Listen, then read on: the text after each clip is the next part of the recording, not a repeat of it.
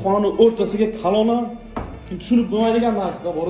Lekin mana bu yerdan hozir olsangiz ekan 3-4 kvadrat shundoq bekorga ketyapti. Kvadratiga 600, 700, 800 dollardan masalan pul to'langan she'rga. Nima qilishga ashshi boshimiz qotib qolgan. Bu застройщик nima aybi yoki proyektorovchik nima bilmadik. Qarang. Xonani o'rtasiga kalon tushirib qo'yishgan. Bu yerda yana detsi qilib bo'ladi. Mana bu xona. Keyin o'sha bu yerda qilib ham bo'lmaydi. Chunki orqasiga qarang, oila turibdi. Bu orqasini qanday masalan ishlat qilish kerak?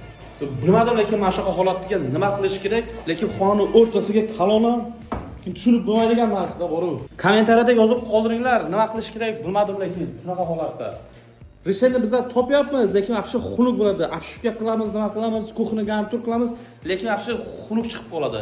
Lekin boshqa variant ham yo'q. O'sha shunga ham kvadrat metriga pul sotilgan. Mana bu yer lekin hozir o'zi 40 ga 40, yarim kvadratga ham 4dan bir qismi ham chiqmaydigan narsa.